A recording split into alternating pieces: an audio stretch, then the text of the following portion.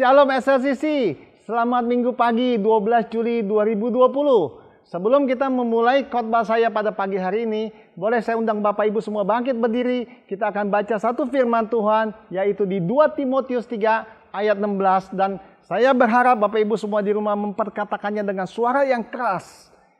Segala tulisan yang diilhamkan oleh Allah memang bermanfaat untuk mengajar, untuk menyatakan kesalahan, untuk memperbaiki kelakuan, dan untuk mendidik orang di dalam kebenaran. Sebelum kita mulai firman pada pagi hari ini, mari saya mulai dengan doa.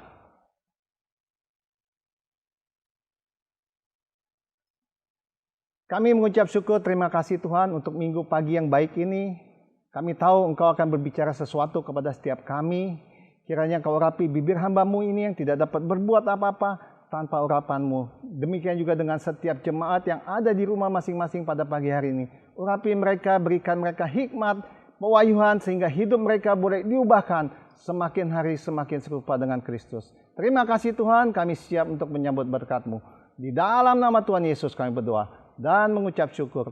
Haleluya. Amin. Sekali lagi shalom Bapak Ibu yang dikasihi oleh Tuhan. Kita tahu SLCC topik bulan Juli adalah doa. Sesuai dengan tema tahunan kita yaitu Stronger. Kita akan strong melalui doa puasa. Nah, pagi hari ini tema saya adalah berbicara mengapa jawaban doa tidak. Saya ulangi, mengapa jawaban doa tidak? Mengapa Tuhan menjawab doa kita tidak? Nah, minggu lalu Pastor Sulaiman mengatakan satu statement yang bagus sekali yang menjadi rema bagi hidup saya juga, yaitu if you only pray when you are in trouble, you are in trouble. Kalau kita hanya menggunakan doa sebagai senjata untuk menyelesaikan masalah kita, kita sudah di dalam masalah itu sendiri. Nah, saya buat satu statement, seringkali kita memperlakukan doa sebagai sebuah transaksi dan bukan sebuah kesempatan untuk berhubungan dengan Tuhan. Saya ulangi. Seringkali kita memperlakukan doa sebagai sebuah transaksi dan bukan sebuah kesempatan untuk berhubungan dengan Tuhan. Nah, ada satu ilustrasi story ya. Ada seorang yang kikir, yang pelit sekali hidupnya.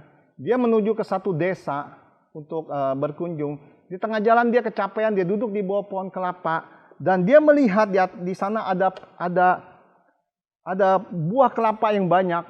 Dia berpikir, kalau saya panggil seseorang untuk bantu petik kelapa itu tentunya ada biaya. Oleh karena itu, ya udah saya naik aja sendiri ke atas. Nah, ketika dia naik ke atas, dia petik salah satu buah kelapa itu, dia jatuhkan ke bawah. Ternyata buah kelapa itu pecah berantakan di bawah dan dia kaget sekali dan dia shock, dia ketakutan. Dia baru sadar ternyata tinggi sekali dari atas lihat ke bawah. Dia berdoa kepada Tuhan, Tuhan, seandainya Engkau tuntun saya bisa turun sampai bawah dengan selamat, saya akan memberikan persembahan 1 ekor sapi kepada gereja. Singkat cerita dia mulai menuruni batang pohon kelapa itu. Sampai tengah jalan dia berpikir begini, loh kenapa saya ngomong sapi? Sapi itu mahal sekali. Dia bilang sama Tuhan, maaf Tuhan saya salah ngomong, maksud saya adalah kambing katanya. Dia turun lagi ke bawah, kira-kira 1 meter sampai ke tanah. Dia punya ide lagi satu. Dia bilang gini, saya jatuhkan aja badan saya, jadi gagal. Saya nggak ditolong sama Tuhan, jadi saya nggak usah bayar apa-apa. Nah, mungkin kita ketawa dengan cerita seperti itu.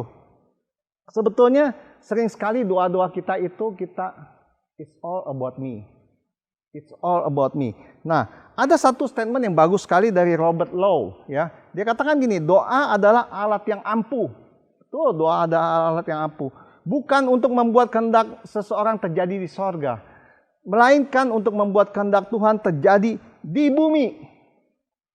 Jadi doa kita itu bukan membuat kehendak kita terjadi di sorga, tetapi kehendak Tuhan terjadi di bumi.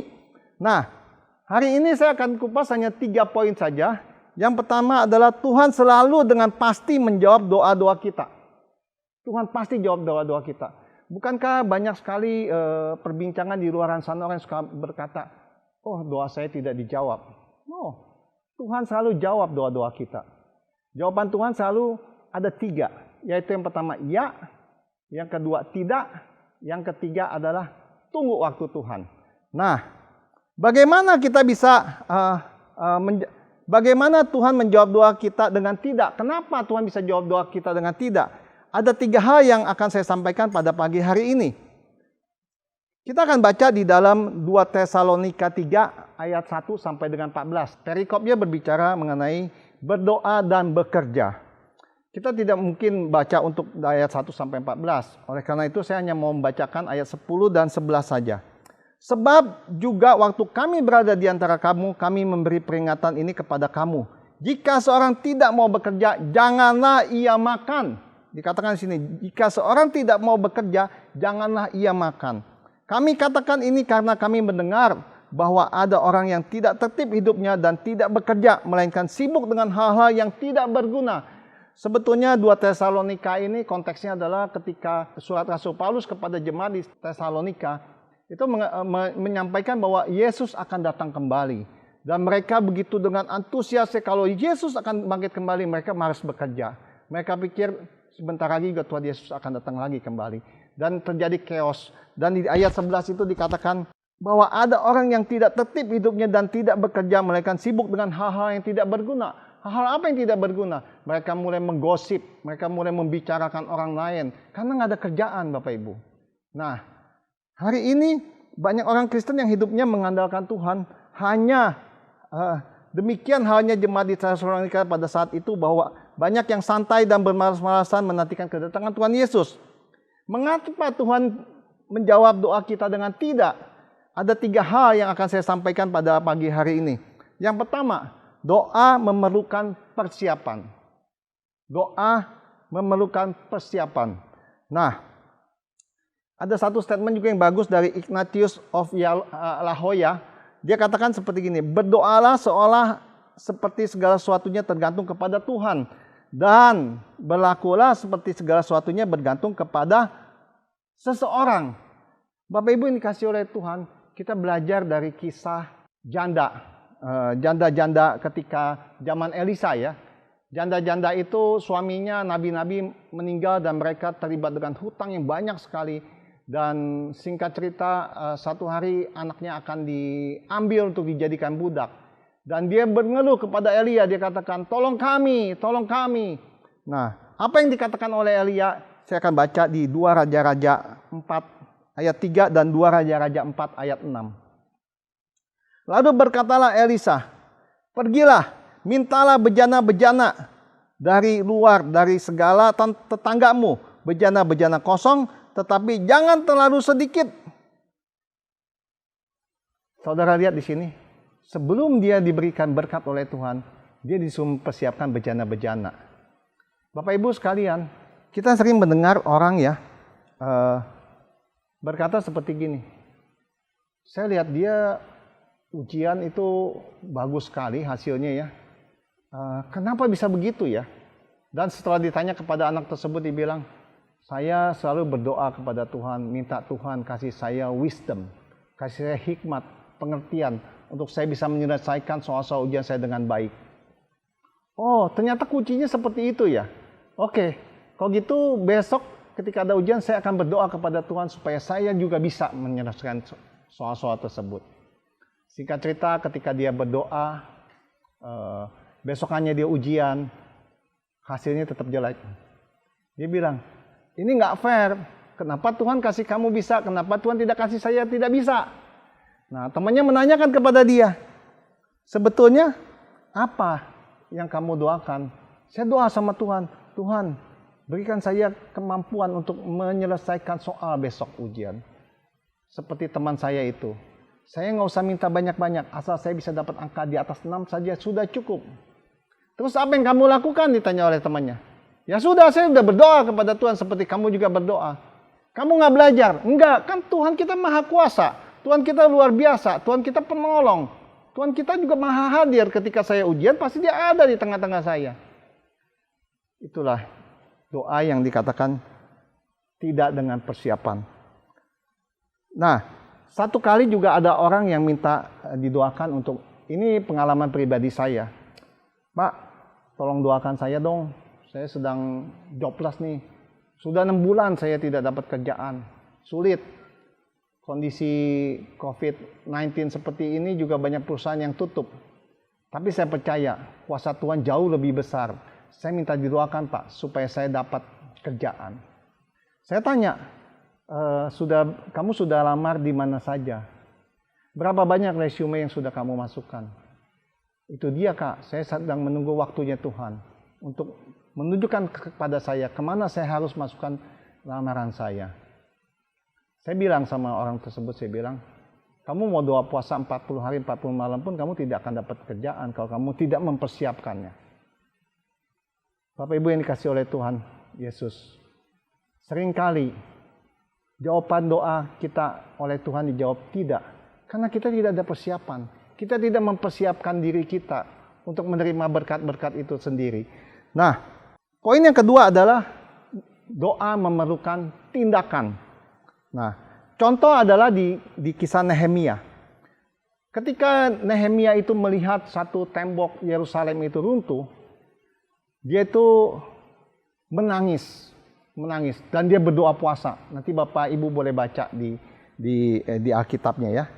Kadang-kadang kita juga sama, ketika kita mendengar rumah ibadah kita hancur, kita juga berdoa, menangis kadang-kadang. Kita berdoa kepada Tuhan, Tuhan tolong, bantu kami. Nah, apa yang kita bisa pelajari di kisah Nehemia? Ketika dia berdoa, dia menangis, tetapi Nehemia mengambil satu tindakan. Poin kedua, doa memerlukan tindakan. Bapak Ibu, Nehemia seorang juru minum raja. Saat itu seorang juru minum raja itu hidupnya saya rasa super VIP ya. Karena nyawa raja itu ada di tangannya. Dia pasti mendapatkan fasilitas semua yang terbaik. Tetapi dia berkata kepada raja, biarkan saya untuk datang untuk membangun tembok Yerusalem kembali. Dia bertindak, bukan hanya berdoa saja. Berdoa puasa dia lakukan, tetapi dia bertindak. Demikian juga story-nya tentang gereja SLCC. Seringkali saya suka sampaikan bahwa ketika kita rindu untuk memiliki tempat yang permanen, senior pastor kita mengadakan doa puasa selama 21 hari. Kami berdoa puasa 21 hari setiap jam 5 pagi. Dan setelah doa puasa, apakah kita semua diam aja? Apakah kita menanti-nantikan kuasa Tuhan akan terjadi? Tidak.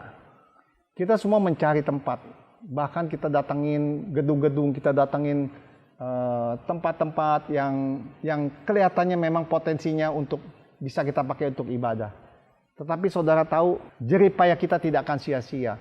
Satu hari kita bertemu dengan seorang agen properti yang mengatakan bahwa SLCC tidak mau punya tempat ibadah yang permanen, katanya. Saya bilang, ya itu memang doa kita. Oke, singkat cerita, akhirnya kita ketemu dengan pemilik gedungnya. Gedung baru bangun dan kami sarankan bagaimana kita bangun di rooftop atas. Dan transaksi terjadi dengan segala kemudahannya. Ketika kita memulai itu, apakah kita banyak uang? Tidak, Bapak Ibu. Tidak. Tetapi kita semua bertindak bersama-sama. Satu hal yang saya harus saksikan kembali bahwa gembala kita, senior pastor kita, dia adalah orang yang pertama yang mengatakan, saya akan masukkan dana sekian juta. Yang waktu itu membuat saya cukup syok sih. Besar sekali. Dan saya tidak bisa sampaikan di sini. Bagaimana caranya saya akan mempersembahkan semua PK saya ketika saya pelayanan di luar. Dan hari ini SLCC bisa memiliki satu tempat yang menurut saya sangat luar biasa sekali tanpa ada hutang piutang. Beri kemuliaan bagi Tuhan. Nah, saudara, ada satu dokter nutrisi yang terkenal sekali. Adanya di daerah BSD. Dia selalu kalau datang pasien, hal pertama yang ditanyakan adalah, kalau kamu datang ke sini untuk berubah atau tidak kesehatan kamu. Tentunya saya mau berubah dong. Saya akan mendengarkan saran-saran dari dokter nutrisi. Pertanyaan dia sangat simpel. Dia katakan gini, kalau saya katakan Anda harus pola makannya begini, apakah Anda akan ikuti?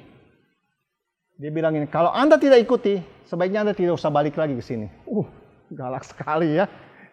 Karena kamu membuang waktu saya sia-sia. Begitu banyak orang yang antri untuk konsultasi dengan saya.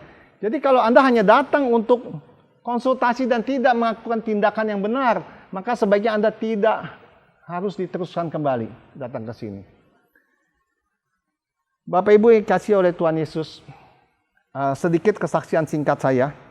Di tahun 2002, istri saya mengikuti satu tes untuk membuka satu kursus matematik yang dari Jepang. Saudara tahu kalau Jepang itu ketat sekali. Jadi ada sekitar 200 orang yang mengikuti tes tersebut untuk mendapatkan izin untuk membuka kursus tersebut. Dari 200 orang, 6 orang terpilih dan salah satunya adalah istri saya. Istri saya terpilih. Saya juga cukup amazed dengan dia, tetapi saya tahu itu adalah kuasa Tuhan yang menuntun dia sampai dia berhasil.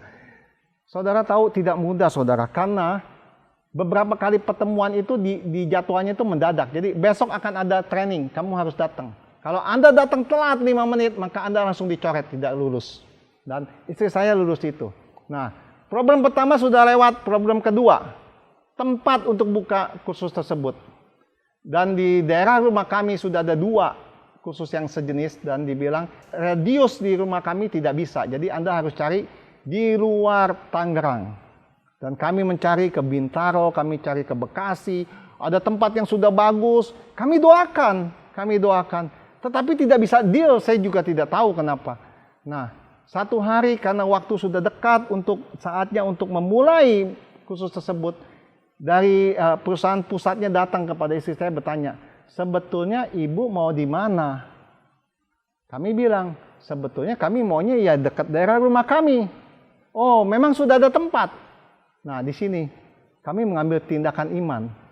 Kami bilang, kalau diizinkan kami akan beli tempatnya. Sombong. Padahal uang juga belum tentu ada waktu itu. Kami bilang, kami akan beli. Tuhan akan pasti cukupkan.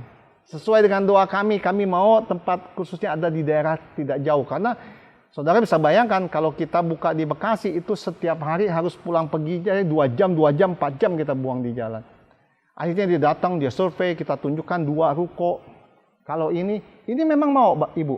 Kalau ini disetujui saya beli. Wah, sombong sekali ya. Jujur waktu itu kami hanya berkata dengan iman, uang belum ada.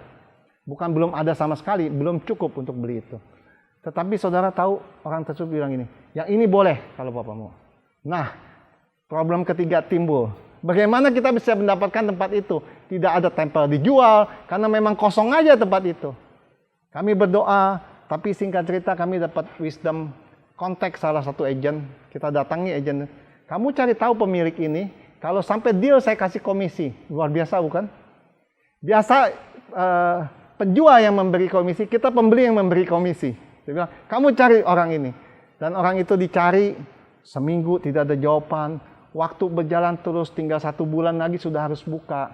Pusat sudah mempertanyakan, udah siap apa belum. Kita masih dalam proses transaksi, kita katakan seperti itu.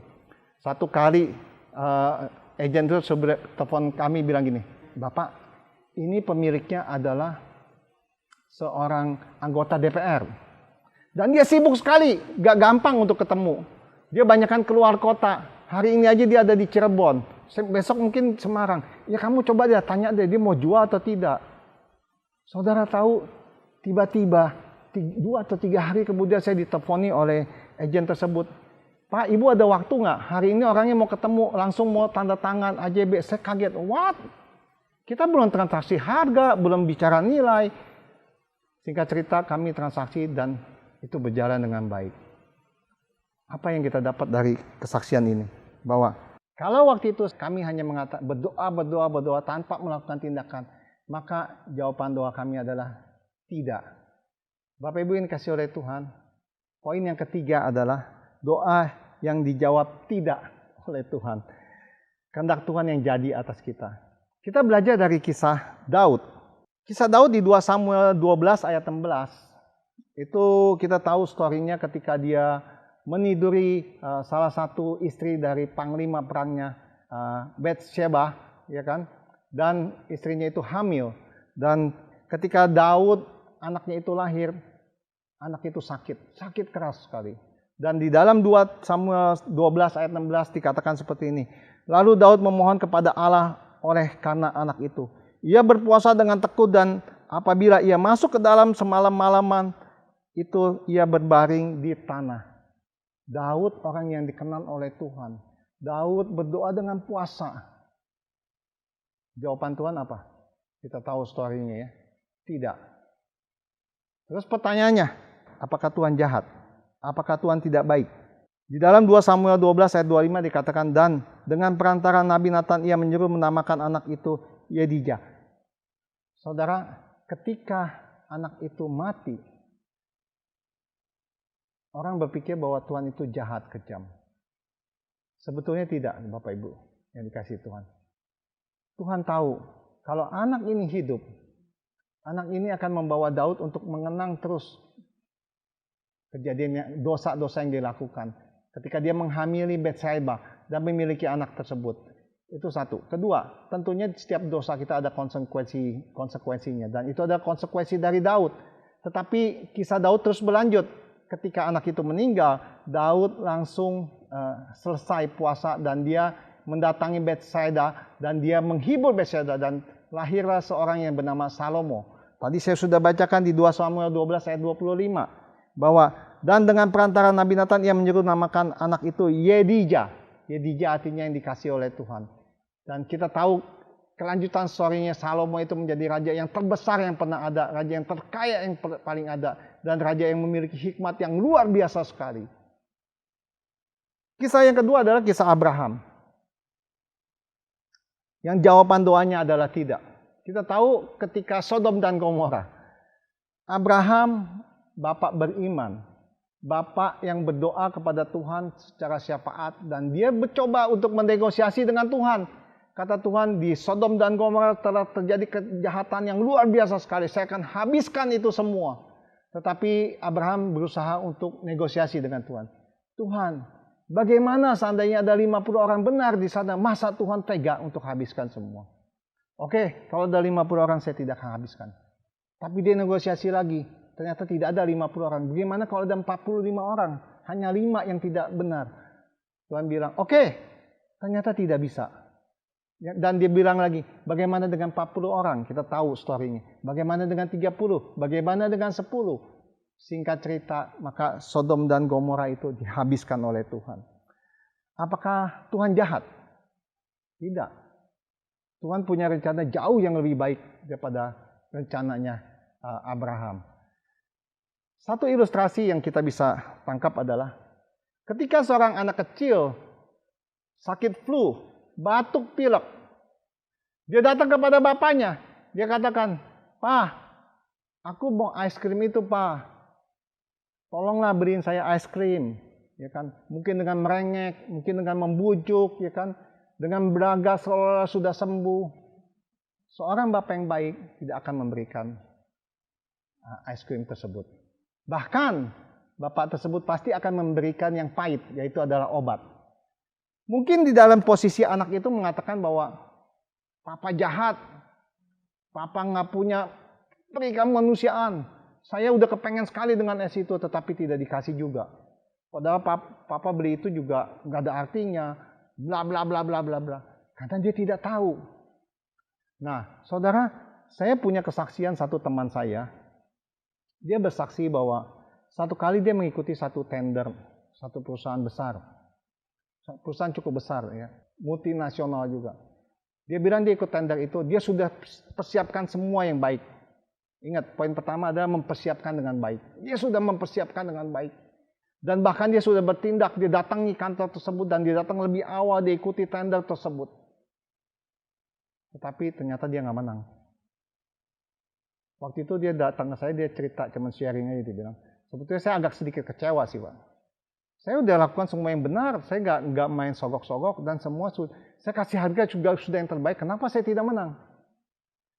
Saya tidak bisa banyak bicara waktu itu, saya cuman bilang begini loh, segala sesuatu, Tuhan punya rencana jauh yang lebih baik. Waktu itu saya katakan, Roma 8 ayat 28 itu terjadi atas kamu. Iya, Bapak enak ngomong begitu. Saya, Pak, perusahaan saya juga sudah pegap-pegap. Saya pikir inilah harapan saya satu-satunya untuk saya dapat perusahaan saya terus hidup. Saya bilang, Tuhan nggak pernah salah bagi anak-anak yang mengasihinya. Roma 8 ayat 28. Kita ingat bahwa Tuhan mendatangkan kebaikan atas segala sesuatunya bagi mereka yang mengasihinya dan yang terpanggilnya. Saya melihat hidup kamu mengasihi Tuhan, ya kan, di gereja juga ambil satu langkah pelayanan. Saya percaya Tuhan tidak akan salah. Tuhan pasti benar. Saudara tahu 2-3 bulan kemudian, kalau nggak salah 2 bulan lebih, hampir 3 bulan. Dia datang kepada saya, dibilang gini, Pak, saya menangis Pak. Saya menangis. Tuhan itu baik sekali katanya. Dan ternyata perusahaan itu kriminal. Bangkrut dan masuk proses hukum.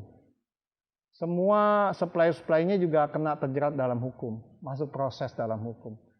Dan saya tidak sangka kalau itu bisa terjadi atas perusahaan tersebut. Saya bilang, kamu lihat, kalau Tuhan bicara tidak, dia punya alasan yang lebih baik dan lebih benar. Karena kita tidak bisa melihat jauh, tapi Tuhan bisa melihat ke depan. Nah, Bapak Ibu yang dikasih oleh Tuhan, hari ini khotbah saya simple. Hanya 3 poin yang kita harus tahu. Mengapa jawaban doa kita tidak? Mengapa jawaban doa kita tidak? Karena pertama, kurangnya kita persiapan. Kita harus mempersiapkan Bapak Ibu. Nah, kalau kita bicara memerlukan persiapan, contoh yang simpel aja. Seseorang berdoa kepada Tuhan, Tuhan, saya mau motor Honda Astrea. Tuhan, saya sudah nabung. Biarlah ini terjadi di dalam waktu dekat karena saya perlu untuk kerja, saya perlu untuk mengantar istri ke pasar. Tetapi pertanyaannya, kamu bisa bawa motor nggak? Enggak. Loh, kenapa kamu minta motor? Kurang persiapan. Apakah Tuhan jahat? Tidak. Mungkin kalau kamu dikasih motor, kamu akan jatuh, malah kamu celaka. Nah, mungkin kamu ada orang yang berdoa, Tuhan, sembuhkan saya. Sembuhkan kaki lutut saya. Sembuhkan luka di dalam perut saya, Tuhan. Tetapi persiapannya nggak ada. Dikatakan kamu makan harus dijaga, ya kan? Jangan makan yang manis-manis, jangan makan ini, jangan makan itu. Tetapi habis enak Pak, susah untuk nolaknya. Habis enak tanpa persiapan. Maka jawaban Tuhan adalah tidak. Nah, yang kedua adalah doa memerlukan tindakan. Banyak orang yang bergumul di dalam untuk mencapai berat badan yang ideal ya. Yang besar pengen kurus, yang kurus pengen besar, ya kan? Nah, Bapak Ibu yang dikasih oleh Tuhan, setiap orang yang berdoa, Tuhan, buatlah berat saya ideal. Tetapi ketika kita ajaki, ayo kita olahraga yuk pagi. Aduh, itu enak-enaknya saya di dalam selimut, Pak, kata susah, ya kan? Ada nggak olahraga yang malam, kata kayak gitu. Nah, tanpa tindakan, tapi minta doa dan dia bahkan berdoa puasa. Maka doa itu akan dijawab tidak oleh Tuhan. Yang ketiga adalah doa yang dijawab tidak. Kalau Tuhan bilang doa kita tidak, maka kita tetap harus bersyukur. Karena tadi yang 1 dan 2, kita kurang persiapan, kita tidak mengambil satu tindakan yang benar, maka kalau dijawab iya, kita akan celaka. Seperti ilustrasi anak kecil tadi. Coba seandainya papa itu memberikan dia es krim, tentunya dia akan terus tambah sakit lagi, tambah parah penyakitnya. Nah, saya akan tutup dengan satu statement. Orang yang menjadikan doa sebagai alat memaksakan keinginannya adalah orang yang tidak akan pernah puas dalam hidupnya. Karena dia akan minta lagi, akan minta lagi. Bapak Ibu sekalian, cepat atau lambat ia akan meninggalkan imannya kepada Tuhan. Karena tidak akan semua doa-doa kita dijawab oleh Tuhan. Karena berhubung tadi, persiapan kita kurang. Tindakan kita tidak sesuai dengan doa kita. Amin Bapak Ibu Saudara. Mari kita tutup dalam doa. Kami mengucap syukur terima kasih di waktu yang singkat ini Tuhan. Engkau telah mengingatkan kami untuk berdoa dan mempersiapkan diri kami. Berdoa dan kami bertindak sesuai dengan doa-doa yang kami sampaikan. Kiranya Tuhan, Kau berkati dari setiap kami, urapi juga dari setiap kami, dan menjadi rema yang permanen bagi setiap kami. Ketika kami mendengarkan firman pada pagi hari ini, mengubahkan hidup kami. Semakin hari semakin serupa dengan Engkau ya Tuhan. Terima kasih Tuhan, dan kami terus akan mengamini semua firman yang telah kami terima ini. Di dalam nama Tuhan Yesus, kami sudah mengucap syukur dan berdoa. Haleluya. Amin. Saudara yang dikasihi oleh Tuhan Yesus, sebelum kita tutup dengan doa berkat, bagi Bapak Ibu yang rindu untuk didoakan, ataupun Bapak Ibu yang ingin counseling, Bapak Ibu boleh menghubungi nomor hotline SSC yang tertera di layar tersebut. Nanti ada tim-tim kami yang akan mendoakan Bapak Ibu, dan bahkan akan ada tim-tim kami yang akan mengkonsultasikan Bapak Ibu.